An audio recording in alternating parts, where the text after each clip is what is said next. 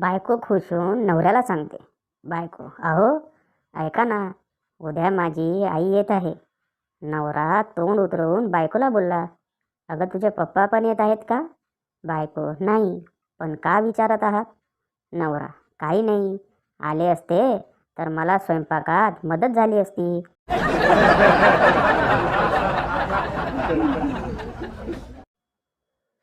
आजचा सुविचार: दिवाळी येते म्हणून आनंदी आणि परीक्षा येते म्हणून दुःखी होऊ नका. कारण दोन्ही ठिकाणी आपल्याला दिवेच लावायचे आहेत.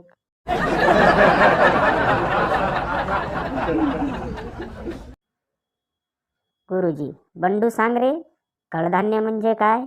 बंडू, शेताच्या कडकडणी जे धान्य उगवतं त्यास कडधान्य म्हणतात.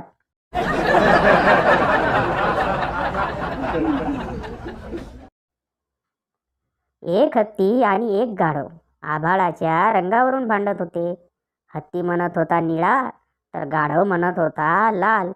दोघे निर्णयासाठी जंगलाचा राजा सिंहाकडे गेले.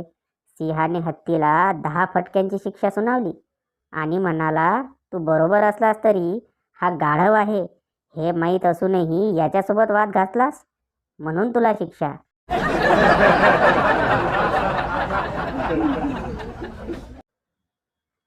ह्या वर्षी दिवाळीत फक्त उटणं आणि मोती साबण लावून बाहेर पडा. अभ्यंग स्नानाचं काय ते पाऊस बघून घेईल.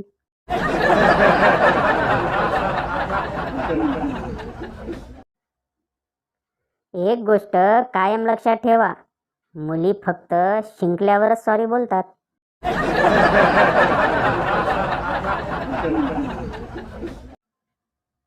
वकील, हत्येच्या रात्री तुमच्या पतीचे अंतिम शब्द. बायको, माझा चष्मा कुठे आहे निलिमा? वकील, मग या ठार मारण्यासारखी काय गोष्ट होती? बायको, माझं नाव मनीषा आहे.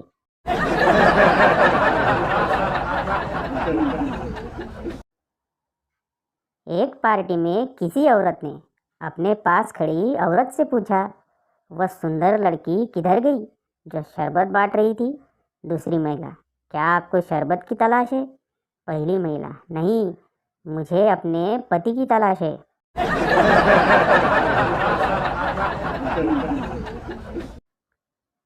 दुकानातील पाटी, साडी पसंत करण्यासाठी व्हॉट्सॲप, व्हिडिओ कॉल आणि मैत्रिणीचा सल्ला घेणार नाहीत अशा महिलांना खरेदीवर 15% विशेष सूट.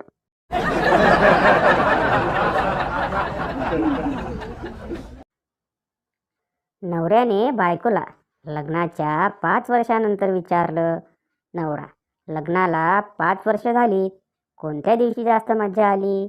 बायको घाबरून, मारणार तर नाही ना? नवरा, नाही ग. बायको, ज्या दिवशी तुम्ही गोवा गेले होते आणि घरी कोणीच नव्हते, फक्त मी आणि नौकर होता. नवरा बेशुद्ध.